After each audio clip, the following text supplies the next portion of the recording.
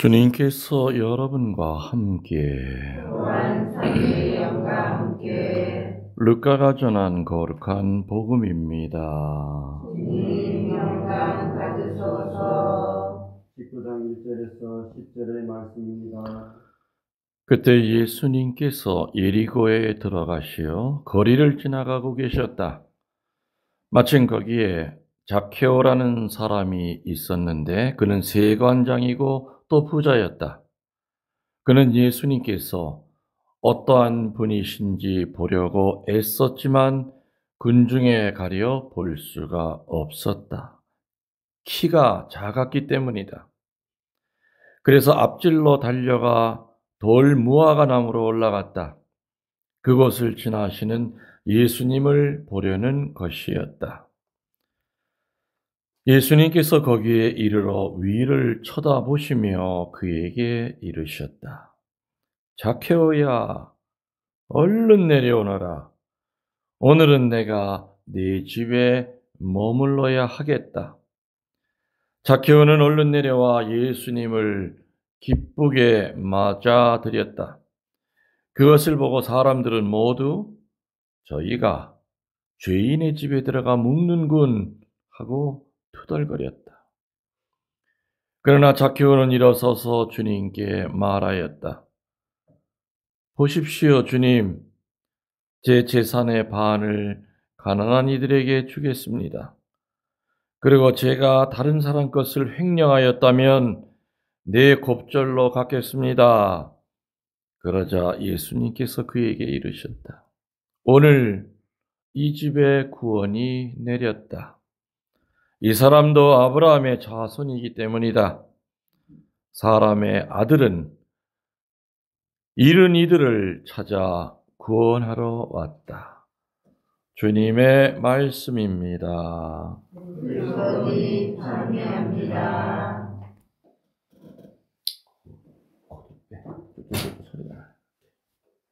참 예수님, 예수님 주님의 이름으로 평화를 빕니다. 오늘 오신 분들은 대구 경북방 교우들이죠. 아침 일찍 나서셨죠? 네. 지금 이제 만추라고 그러죠. 이제 가을이 가장 무르익을 때입니다. 벌써 사제간 뒤에 500년 된 느티나무도 이제 좀 낙엽으로 이렇게 이제 바뀌어가려고 이제 전성기 좀 지났어요. 그저께는 정말 눈이 부시게 아름다웠고, 근데 지금도 아주 이쁩니다. 지금도 느티나무 있는 본당에서 내가 참 많이 살았어요. 그래서 교우들이 많이 그래, 신부님은 왜 느티나무 신부님이라고 부릅니까? 그래, 신부님 만드신 겁니까? 아니에요. 저절로 그렇게 됐어. 왜? 진천, 감곡서부터 해가지고 가는 데마다 느티나무가 참 큰 게 많았어요. 그러다 보니까 신자들이 누가 하나 불러주기 시작했어요. 신부님 살아가는 모습이랑 많이 비슷하다. 느티나무는 그늘을 만들죠. 동네 어귀에 이렇게 지켜요. 당산목이라고 그래요. 동네를 지키는 마을. 신부님 보면은 느티나무 같은 생각이 든다 하다 보니까 느티나무 신부로 한평생 살았습니다. 일본에 있는 동생 신부는 소나무예요. 소나무 신부라고 불러요. 그래서 이제 큰 신부는 느티나무 신부, 작은 신부는 소나무 신부. 동생도 아마 내년이면 이제 은퇴를 할 겁니다. 근데 한국으로 이제 돌아올 건데, 며칠 안에 이제 주견인 면담이 있다고 그래요. 그래서 부활 지나고 나면은 아마 이제 은퇴를 하게 되지 않을까 싶습니다. 그래서 이제 느티나무 신부가 이제 제대로 된 느티나무 밑에서 살죠. 그것도 몇십 년짜리 느티나무가 아니라 그래도 500년짜리 느티나무예요. 500년. 태조 이성계 때 심어진 나무란 말이에요. 여기 주차장에 보니까 이렇게 동그란 그 흙더미 있죠? 그걸 내가 지난번에 태조 이성계 무덤이라니까 누가 믿어. 여기 이쪽으로 옮겼나 보죠. 태조 이성계 무덤을. 태조 이성계가 이거 신고선 저기서 봉분이 여기 있다고 그랬더니, 아이고, 그러자고 또 그 앞에 가서 절까지 하고 가는 사람이 있다. 그래서 내가 얘기를 해줄까 말까 하다가 그냥, 혼자서 기식대다 말았죠. 저 무덤은 그건 없어질 거예요. 이제 조경공사. 조경공사는 이제 내년 3월부터 시작이 됩니다. 원래는 올 가을에 이제 토목을 끝내려고 했는데, 일을 2번 나눠서 하려고 하다 보니까 좀 복잡해요. 한꺼번에 내년 3월부터 시작해서 한 3달 정도 걸리게 됩니다. 예, 그러면은 저 뒷자리가 주차장이 되고, 전체 싹 다 바뀔 겁니다. 그러면은 이 집도 훨씬 더, 드러나게 되겠죠. 그래서 아마 이제 조경이 되면 아마 여러분들 끝나고 가라 그래도 안 갈 것 같아요. 정원에 앉아가지고, 멍 때리고 있다가 하고, 혼자 조용히 묵상하다가 하고. 그래서 원래 내 생각은 사실은 은퇴한 다음에 난 사람 안 만나고 그냥 혼자 조용히 살겠다. 뭐 치유센터 이런 거, 나도 분수를 알아야지 그냥. 난 혼자 조용히 내 영혼 구령을 위해서 기도하며 살겠다고 그랬는데, 성모님이 또 하느님이 나를 이쪽으로 불러들인 이유가, 너 그렇게 그냥 날로 살려고 하지 말고, 너한테 맡겨진 일이는데 해라 하면서 이 땅을 내가 준 거다. 아마 이렇게 점점 좀 치유의 센터로 되어가지 않을까 생각이 됩니다. 그리고 요 맨 앞에 집 한 채가 있어요. 그 집도 원래는 내가 들어올 때는 산 집이 아닌데 한 2달 지나서 제가 샀습니다. 집이랑 같이 딸린 땅이 한 500평 돼요. 그래서 내년에는 이제 저 집을 리모델링을 해서 힐링하우스, 게스트하우스 하면 너무 상업적인 냄새가 나니까 힐링하우스 해가지고 예약을 해서 머물 수 있을 거고요. 그리고 저 밑에 300평은 밭이에요. 200평은 집이 들어있는 자리고, 거기도 한 1년 동안은 이제 농사를 짓다. 요즘 농사 안 지면 벌금 무는 거 아시죠? 인공위성으로 전부 다 체크를 해요. 그러니까 농사를 이제 신자가 와서 고구마 농사를 진다니까. 그리고 어떻게 좀 기금이 마련이 되면은 저쪽에도 집 2채를 더 질 수가 있어요. 그래서 거기도 힐링하우스 이제 2번째, 3번째 총 3개의 힐링하우스를 운영을 하면은 그래서 한국에 있는 신자들, 교포들 한국에 와서 아니면 수녀님들 휴가 같은 거 와서 지낼 수가 있지 않을까 생각이 됩니다. 네, 그리고 여기 있는 방이 지금 2개가 있는데, 이 2개의 방은, 아직은 내가 오픈을 안 했어요.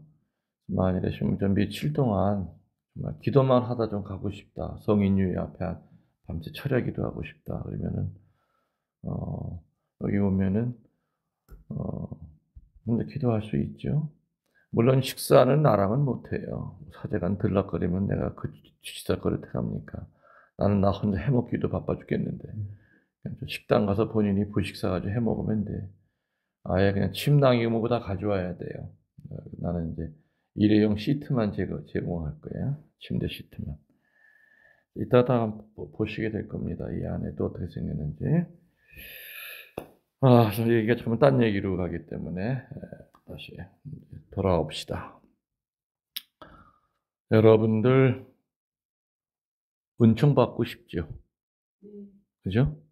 은총이라는 게 뭐예요? 은총은 받고 싶어 하는데 은총이 뭔지는 알아야 될 거 아니에요. 뭐가 은총이에요? 사람들이 은총이 뭡니까? 그럼 뭐라고 대답해 줍니까? 당장 얘기해 보세요, 대표로. 막막하지. 그렇게 한평생 내 강릉 녹음하고 쫓아다녔는데, 에? 그래도 이거 믿음도 꽤 발등 찍히네, 이거. 그래도 작당 올 줄 알았더니, 예. 그럼 다른 말로는 표현이 안 돼요. 이렇게 하면 또 좀 쉬울까? 하느님의 선물. 그럼 선물이라는 게 뭔지는 알잖아. 선물에 대한 개념은 알잖아. 그죠? 은총은 하느님의 선물이에요. 내가 잘해서 주는 게 아니에요. 그냥 거저 주시는 게 그라시아, 선물이에요. 하여튼 여러분들 은총 속에 살고 싶고 은총 충만하게 살고 싶은 건 맞아요, 틀려요? 나는 은총 필요 없어요 하시는 분 손 들어봐. 그냥 가만 안 저 연못에 내 던져버리게. 응? 그러면 은총을 받으려면은 내가 한평생 강론했는데 은총을 받으려면 그 첫 번째 첫 걸음 첫 단추가 뭐냐 이거예요. 또 베드로 막막하죠. 아니, 뭐? 이걸 벌려야지. 네? 네? 이걸 벌려야지. 아니야, 그거보다 더 중요한 거 있어. 정말 원초적인 거 있어. 은총을 받고는 싶은데 어떻게 받아야 돼요 할 때 네가 그런 인간이 되면 돼, 이 인간아. 그래야 은총이 내려. 입 벌리는 거, 그 입은 두 번째야. 아이고, 내가 원하는 답 좀 해봐. 노력하게 벌려야지. 아이고, 아니라니까. 그것도 아니라니까. 세상에. 본인이 죄인임을 알아야 돼, 죄. 내가 죄인임을 알아야 돼. 그래야 첫째 자리를 모실 수도 있고, 뭐 입을 벌리든 뭐 마우스를 찢든 뭐 아무튼 알아서 지가 하는 거지. 그쵸? 얼마나 수도 없이 불감증 얘기를 내가 했습니까? 본인이 죄인임을 알아야 돼. 오늘 자케오는 본인이 죄인임을 알았잖아요. 그래서 오늘 하느님에 의해서 의인으로 높임을 받는 이야기가 오늘 스토리야. 그죠? 세리와 바리새이 얘기 다 그런 내용들이에요. 바리새이는 폼 잡고 가면서 성전 제대 앞에 저는 뭐 간음한 적도 없고요. 뭐 11조 칼같이 하고요. 하루에 일주일에 2번 단식하고요. 저 뒤에 있는 저 세리 저 자식은요. 아이고 저거 폼 잡았잖아. 근데 그날 의인으로 인정받고 간 건 누구야? 성전 안에 발도 못 딛고 그냥 고개 숙이고 어떤 말만 되풀이했어요? 주님, 죄인입니다. 자비를 베풀어 주세요. 주님, 죄인입니다. 똑같은 얘기야. 오늘 자케오 얘기나 세리 얘기나. 은총을 받기 위한 첫 번째 단추는 하나님 첫째 자리 모시려면 저절로 돼요. 본인이 의인으로 알고 살아가는 놈들은 절대로 첫째 자리 못 모시고 살아.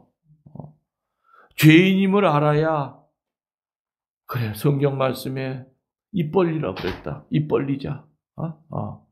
입을 벌릴 수가 있는 거예요. 그것이. 은총 가운데 살기 위한 첫 번째 가장 중요한 내가 수천 번을 얘기한 내용. 죄인임을 자각해야 돼요. 베드로 이제는 대답 누가 뭐 또 대답해 줘야 돼. 제일 중요한 걸 놓치고 우리가 이게 겉다리만 훑다 보면은 무너져 기초가. 그래서 내가 늘 얘기하잖아. 피정 자리에 오신 여러분들 이 신부도 죄인이고 여러분도 죄인이다. 여러분 중에 죄인이 아니라고 하시는 분들은 조용히 일어나서 집으로 가십시오 그래. 예수님 외에는 다 죄인이다. 이것이 바탕이 되어 있지 않을 때 우리는 은총의 길로 들어설 수가 없는 거예요. 아무리 자기 신분이 추기경이라 하더라도 교황이라 하더라도 교황은 죄인 아닌가? 다 죄인이에요. 맞죠? 축복의 길이에요. 그래서 죄인이 두 종류가 있어요. 건방지고 교만한 죄인이 있고 이런 세리처럼 오늘 자케오처럼 겸손한 죄인이 있어요. 여러분들은 다 죄인인데 어느 쪽에 속한 죄인이냐 이거예요. 이게 중요한 거예요. 죄인인 것을 알기만 하면 되는 게 아니라 내가 정말 축복을 받기에 합당한 죄인은 세상에 건방지고 못된 죄인이 얼마나 많은데. 그죠? 내가 교도소 3억 7년을 했어 옛날에. 얘기해보면은 두 종류를 나눠. 본인이 지은 죄를 정말 가슴 아파하는 죄인이 있고요. 어떤 놈한테 물어보면 꼭 남을 탓을 해. 내 그놈 때문에 죄 졌대. 지가 죄 져놓고. 죄인도 겸손한 죄인이 돼야만 하느님으로부터 높임을 받을 수가 있다는 얘기지. 그래서 세리와 바리새이의 그 성전 얘기도 그렇고 오늘 이 자케오 얘기는 읽으면 읽을수록 묵상하면 묵상할수록 나를 깨우쳐줘요. 초심을 잃어가는 변질돼가는 나 자신을 자꾸만 깨우쳐주는 그야말로 복음 중에 복음, 아름다운 복음이에요.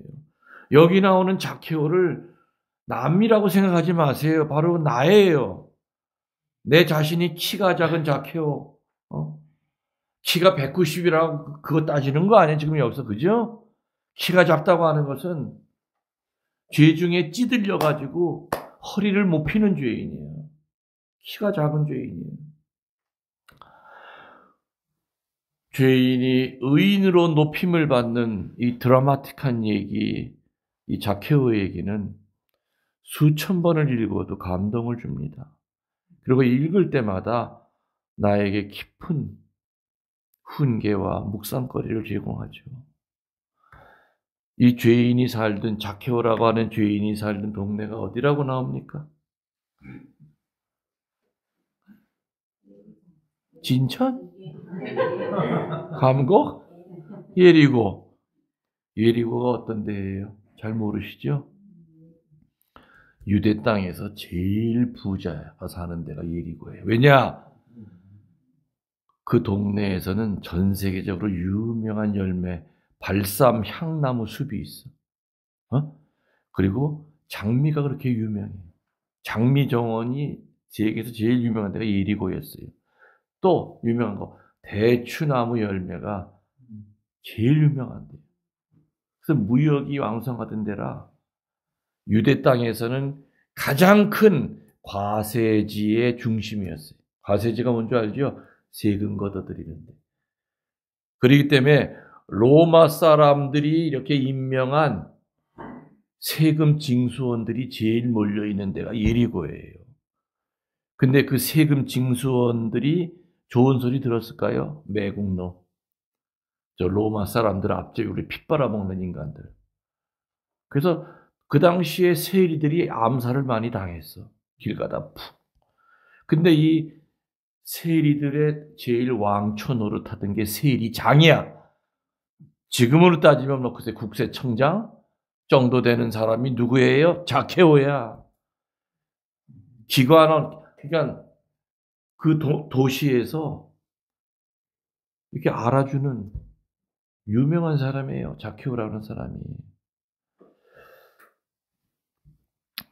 자케오는 그 세리들의 두목 장이었죠.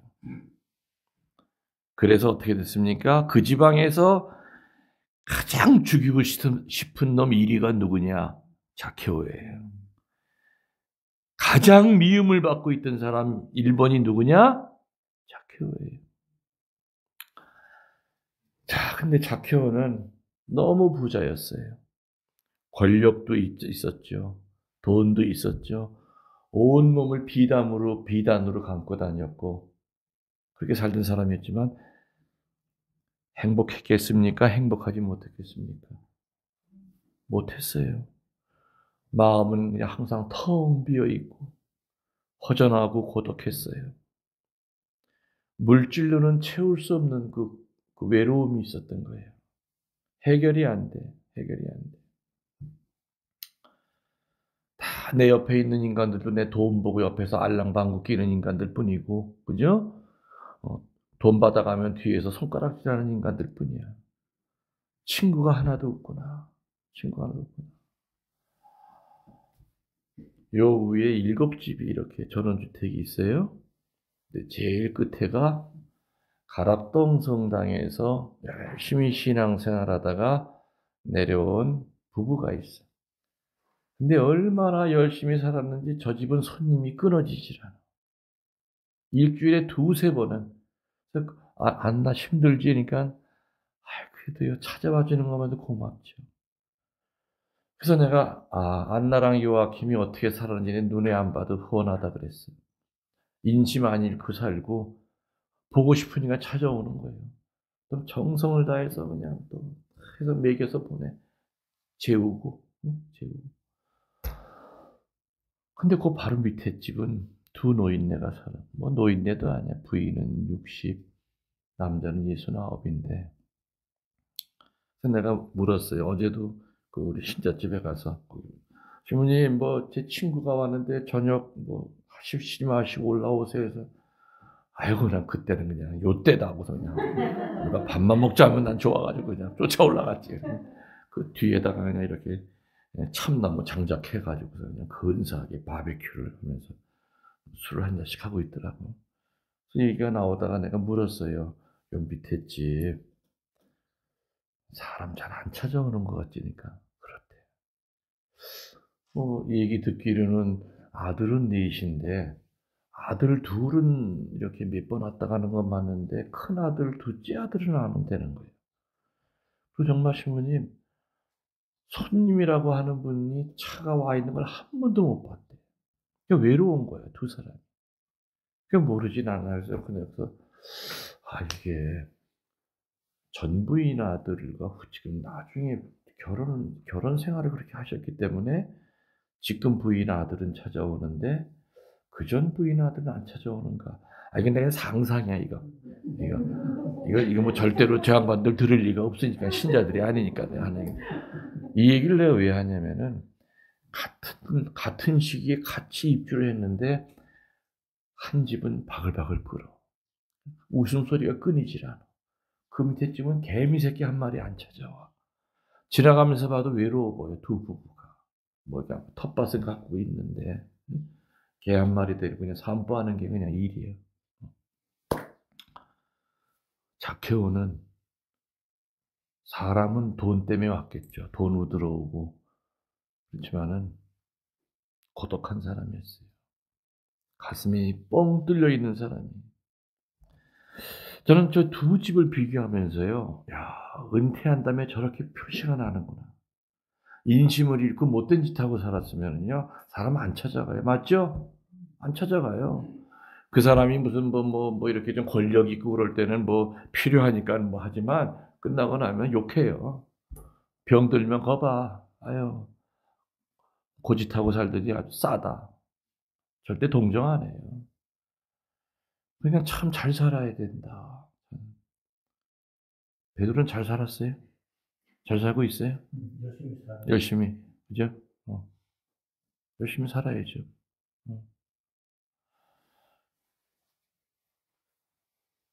그런데 이 zakhe오가 어느 날 죄인의 친구라고 소문이 난 예수님이 예리고에 오신다는 이야기를 듣습니다.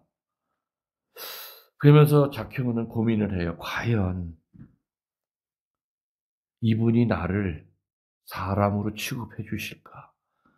다른 인간들은 나만 들면 칼을 뽑아드는데 과연 이 죄인을 이분이 받아들여 주실까?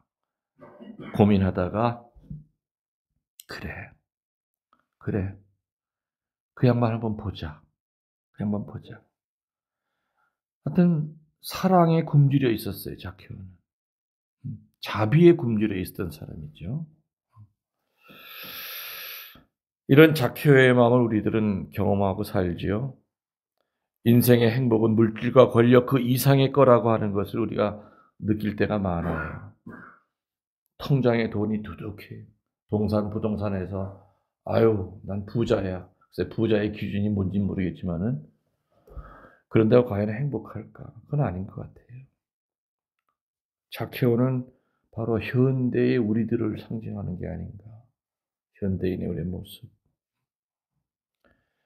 가슴이 뚫어지게 하는 것은 주변에 사람이 없어서만이 아니죠. 예상치 않았던 시련, 또 내 가족에게한테 받는 상처, 배우자에게서 받는 상처, 이런 것들은 우리의 그 평화라고 하는 것을 여지없이 깨버리고 말아요. 그래서 zakhe오가 어떻게 됩니까? 예수님을 만나기로 결심했습니다. 결심하기까지도 그 과정은 되게 심란했을 거예요. 왜냐하면 예수님 만나러 가면서 린치를 당할 수가 있거든. 예수님 만나러 가기도 전에 맞아 죽을 수도 있거든. 마치 누구처럼 10명의 나병 환자가 서로 팔을 끌어안고 예수님 계신 데로 내려갔죠. 돌에 맞아 죽을 각오를 하고 찾아간 거예요. 우리 예수님 만나려면 죽을 각오해야 돼요. 그 정도 결심 없다면 예수님 못 만나요. 맞아요, 틀려요? 맞아요. 그 각오하고선 예수님 찾아간 사람은 예수님 만나요. 하느님 체험해요. 그러나 취미생활처럼 그건 아니야. 그 예수님 못 만나. 자케오는 자기의 처지로서 군중들 틈에 끼어서 예수님을 본다고 하는 것은 대단한 용기였죠. 왜냐하면 이 많은 사람들이 자그마한 자케오를 분명히 테러, 린치를 당할 것을 알았기 때문에 그래. 팔꿈치로 찌르고, 그죠? 발로 차고 뒤에서 뒤통수를 갖다 때리고 돌멩이로 그냥 찍어버리고, 그럼 순식간에 자케오는 바닥에 엎드려서 그냥 발에 밟혀 죽을 상황이었어요. 그 정도로 미움을 받던 사람이에요, 이 사람이. 예. 암살당하면 일본이 바로 이 세리장이었거든, 그 당시에. 자케오는 예수님을 향하여 있는 그 군중들 뒤로 들어갑니다. 그러면서 좀 비집고 나가려고 애를 쓰죠. 근데 군중들은 즉시 알아채요. 왜? 향수 냄새가 나. 얼마나 머리서부터 그냥 향수로 다 발라서 보니까 비단을 다 감고 있는 이 뭐야? 이 누구야? 이 미쳤나? 네가 여기 왜 왔냐? 키가 작으니까 다른 사람들 팔꿈치밖에 안 와. 얼굴이 이렇게 하면 그냥 여기 그냥 맞는 거예요. 여기 맞고 키가 작으니까 조그마니까. 아마 그날 자케오는 엄청나게 들었을 거예요. 그래서 자케오는 이 군중을 뚫고 예수님께로 가는 걸 포기하지요. 그리고 어떻게 합니까? 예수님이 지나가실 길을 알았기 때문에 다시 빠져나와서 여기다 내가 죽겠다. 맞아 죽겠다. 그냥 코피를 질질 흘리면서 그냥 비단 옷은 자꾸 흘러내리지 주안으로서 쫓아가서 돌무화과 나무가 하나 길가에 서 있었어. 그 나무로 올라가야 되는데 세상에 비단 옷을 입고 올라갈 수 있어요, 없어요? 못 올라가. 그래서 비단을 훌훌 버리고 그냥 꼬쟁이만 입었는지 아무튼 그냥 속옷만 기관장 꼴이 아주 말이 아닌 거야 이게. 자케오는 그 비단 옷을 벗어버릴 때 세상 걸 다 포기한 거예요. 그래. 그래도 폼 잡고 살던 내가 이 옷을 다 벗어버렸어요. 전 다 포기하고 돈도 포기하고 모든 거 다 포기하고 멀리서 보는 그 양반의 그 범접할 수 없는 그 기운을 느꼈기 때문에 그래 저 양반은 내가 꼭 봐야 된다. 그 자케오가 돌무화과 나무로 빨빨거리면서 올라가는 모습을 상상해 보십시오. 그리고 나무 가지 끝으로 또 그냥 떨어질까 조심해서 끝에까지 이렇게 왔어. 그리고 사람들이 저기서부터 예수님을 가운데도 그냥 물밀듯이 막 그냥 밀려오는데, 근데 그 많은 사람 가운데서 나무가지에 꼴불견인 자케오가 매달려 있는 것을 본 사람은 아무도 없었어요. 누구만 봤어요? 예수님만 봤어. 그리고 예수님과 눈이 마주친 거예요. 그리고 더 기가 막힌 건 이름을 불러. 예수님은 자케오를 만난 적이 없어요. 그죠? 그냥 예리고라고 하는 마을을 지나가다가 군중 집회를 하고 있는데 이름을 부르는 거예요. 어이! 위험해 내려와. 가지 부러져. 이게 아니에요. 자케오야. 이름을 불러.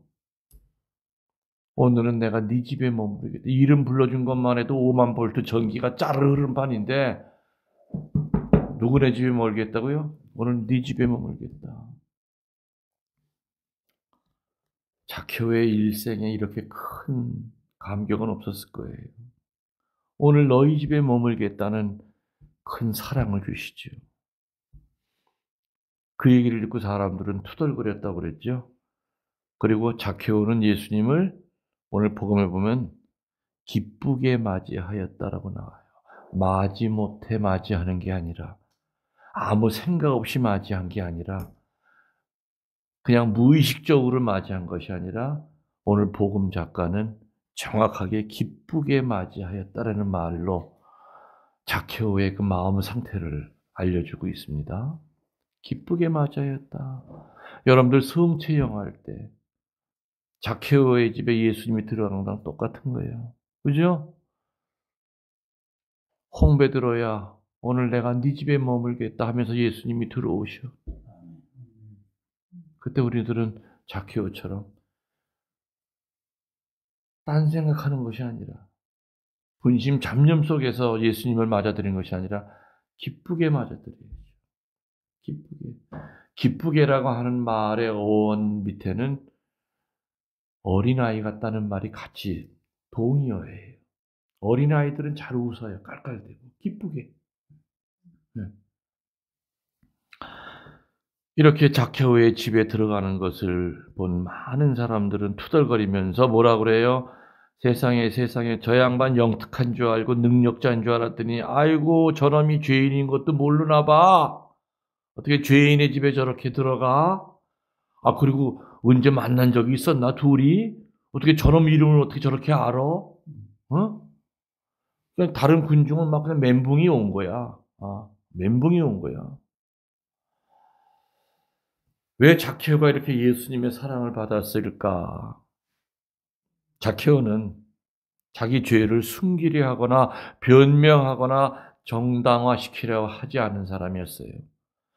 자기 죄를 솔직하게 시인하고 남에게 탓을 돌리려 하지 않는 그런 사람이라는 것을 예수님을 아셨기 때문에 축복을 주기 시작하시는 거죠.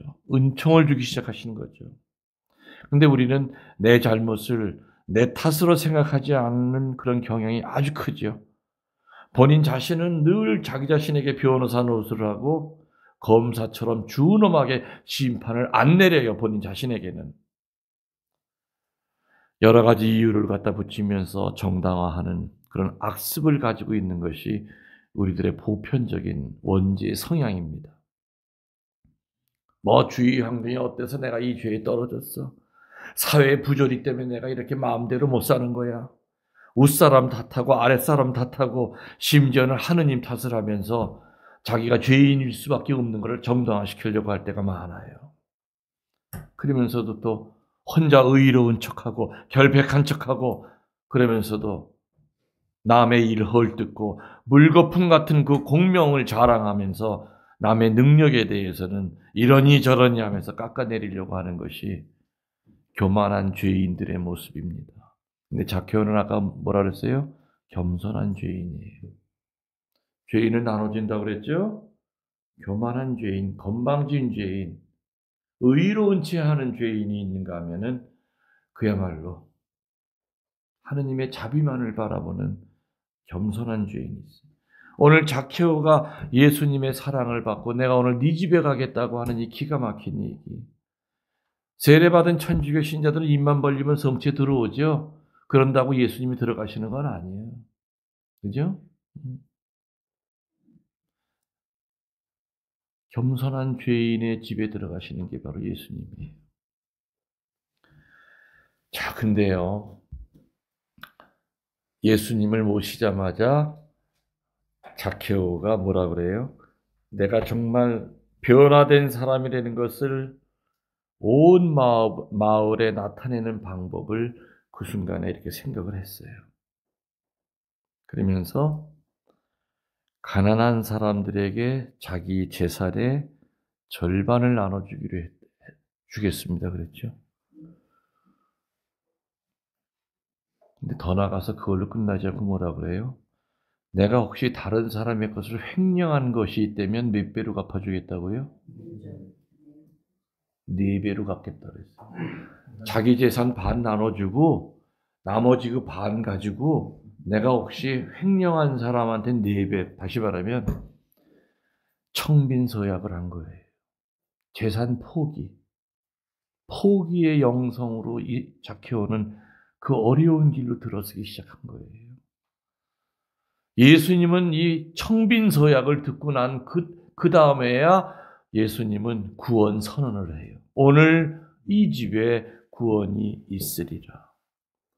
들어가시자마자 자케오야 오늘 이 집에 구원이 있다 이 얘기 안 하셨어요. 가만히 지켜봤어요. 네가 정말 변화가 된 것이 입으로만 변화가 된 것인지 행동으로 변화가 된 것인 거를 예수님은 아시려고 지켜본 거죠. 어떤 기도회에서요, 자매들 밑이 자기의 신앙 체험을 열심히 간증했습니다. 하나님 만나고 어쩌고저쩌고. 근데 그 자매들 셋이 기도해서 간증을 할 때 한 자매는 고개를 숙이고 너무너무 괴로워했어요.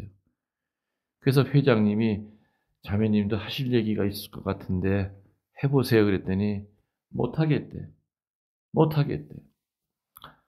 나중에 알고 보니까 앞서서 얘기했던 그 신앙 간증한 그 세 여자가 이 여자의 돈을 다 빌려가고 한 푼도 안 준 거예요. 그래서 이 여자는 길바닥에 나앉게 생긴 거야. 그러면서도 뭐 하느님 만났다고 그 세 여자가 위선을 떨면서 그렇게 얘기하니 이 여자는 같은 교우라고 돈을 다 꽂았어, 세 여자한테. 근데 이런 핑계 저런 핑계 대면서 결국에 이 자매는 집 담보해가지고 돈 꿔준 거기 때문에 집도 쫓겨나고 길거리에 내가 앉게 생겼는데 무슨 간증을 하냐 이거죠. 내 마음은 그렇게 된 거예요. 그게 뭡니까? 예수님이 원하시는 것은 단순한 말의 변화가 아니라 삶의 변화예요. 자케오는 예수님만 모신 것이 아니라 다 포기하겠다. 예수님과 둘이 독대하면서 얘기한 거 아닙니다. 유리창으로도 사람들 들여다보고 많은 사람들이 그 자케오의 집에 들어온 거예요. 온 주민에게 나 이렇게 삶이 바뀐 사람이에요. 이분 만나고 나서 나 다 포기했어요. 저 죄인이지만 저 조금 이쁘게 봐주세요. 저 열심히 살게요. 말의 변화가 아니라 삶의 변화였죠. 그러면서 이 이야기는 어떤 말로 끝납니까? 인자는 하느님의 아들은 잃어버린 자를 구원하기 위해 왔다는 위대한 말씀으로 끝을 내고 있습니다. 성경에서 잃어버린 자라고 하는 거는요, 뭘 나타내느냐? 단지 잘못된 위치에 있는 사람을 잃어버린 자라고 얘기해요. 있어야 될 자리에 못 있는 사람을 잃어버린 자라고 얘기해요. 사람은 하느님을 떠나서 방황하게 될 때 잃어버린 자가 됩니다. 잃어버린 자가 뭘 뜻한다고요? 있어야 될 자리에 못 있는 사람을 잃어버린 자라고 표현해요.